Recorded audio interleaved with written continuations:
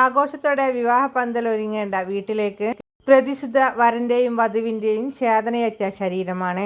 2 വീടുകളിലേക്കും ഒരൊറ്റ രാത്രിയിലാണ് ആ മരണ വാർത്ത എത്തിയത്.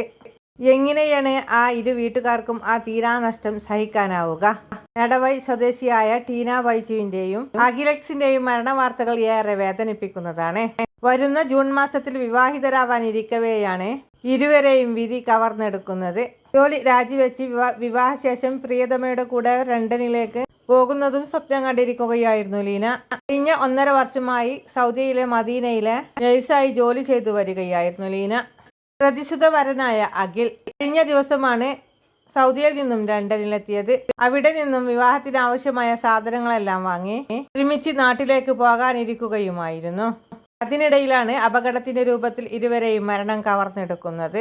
കഴിഞ്ഞ ദിവസം സൗദി അറേബ്യയിലെ വിനോദസഞ്ചാര കേന്ദ്രമായ അൽഹുദയിൽ സന്ദർശനം നടത്തി തിരിച്ചു പോരുന്നതിനിടെ കാർ മറ്റൊരു സൗദി സ്വദേശിയുടെ കാറുമായി കൂട്ടിയിടിച്ച് തീപിടിക്കുകയായിരുന്നു.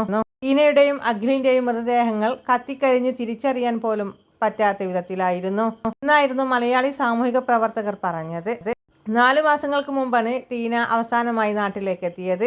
അഖിലിന്റെ പിതാവായ അലക്സ് ഹൃദയം നുറങ്ങുന്ന വേദനയിലും വീട്ടിലേക്ക് എത്തുന്ന എല്ലാവരോടും സംസാരിക്കുന്നുണ്ടായിരുന്നു. അഖിലിന്റെ അമ്മ ഷീജയെ തളർന്ന് വീണതിനെ തുടർന്ന് ആശുപത്രിയിലെത്തിച്ചിരുന്നു. മൃതദേഹങ്ങൾ നാട്ടിലേക്ക് എത്തുവാനുള്ള നടപടികൾ അന്വേഷിച്ചും സംസാരിച്ചും കരയാതെ പിടിച്ചു നിൽക്കുകയാണ് ആ പിതാവ്. പറമ്പിൽ പണിയെടുത്തും പശുവിനെ നോക്കിയുമെല്ലാം ജീവിച്ചിരുന്ന കുടുംബമായിരുന്നു അഖിലിന്റേത്. വെല്ലൂരിലെ ബിരുദ പഠനത്തിനു ശേഷം വിദ്യാർത്ഥി വിസയിലാണ് അഖിൽ ബിരുദാനന്തര പഠനത്തിനായി ഇംഗ്ലണ്ടിലേക്ക് പോകുന്നത്. പഠനത്തിനിടെ ജോലി ചെയ്തായിരുന്നു ജീവിതം. തുടർന്ന് 2.5 വർഷം മുമ്പാണ് അഖിലിന് സോഫ്റ്റ്വെയർ എഞ്ചിനീയറായി ജോലി ലഭിക്കുന്നത്. ചുറ്റുപാടുകൾക്കിടയിൽ നിന്നും മെല്ലെ കുടുംബം കരകയറി വരുന്നതിനിടയിലാണ് പ്രതിശുദ്ധ വധു റീനയുടെയും വാർത്തകൾ ഈ വീട്ടിലേക്ക് എത്തുന്നത്. അതുപോലെ തന്നെ റീനയുടെ പിതാവായ ബൈജു വരുന്നവരോടെല്ലാം ഒരു വാക്ക് മിണ്ടാനാവാതെ നെഞ്ചുപൊട്ടുന്ന വേദനയിൽ തളർന്നിരിക്കുകയായിരുന്നു. പണി തീരാത്ത ആ വീട്ടിൽ അമ്മ നിസിയും സഹോദരി ട്രിങ്കിലും കരഞ്ഞ് തളർന്നിരിക്കുകയാണ്. 1.5 വർഷങ്ങൾക്ക് മുമ്പാണ് റീനയ്ക്ക് സൗദിയിൽ നഴ്സായി ജോലി ലഭിക്കുന്നത്. അച്ഛൻ ഗുഡ്സ് ഓട്ടോ ഡ്രൈവറാണ്.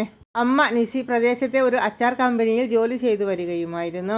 കുടുംബത്തിന്റെ ഏക പ്രതീക്ഷ കൂടിയായിരുന്നു ടീന. ഇവരുടെയും മൃതദേഹങ്ങൾ സൗദിയിലെ മുഹ്സിൻ ആശുപത്രിയിൽ സൂക്ഷിച്ചിരിക്കുകയാണ്. മൃതദേഹങ്ങൾ തിരിച്ചറിയാൻ പറ്റാത്ത സാഹചര്യത്തിൽ DNA പരിശോധന ഫലം വേണ്ടിവരുമെന്നാണ് ബന്ധുക്കൾ പറയുന്നത്. ഇരുവരുടെയും മൃതദേഹങ്ങൾ കത്തിക്കരിഞ്ഞ നിലയിലായിരുന്നു. ഇത് തന്നെ മൃതശരീരങ്ങൾ നാട്ടിലേക്ക് വരുമെന്ന പ്രതീക്ഷയിലാണ് ബന്ധുക്കൾ.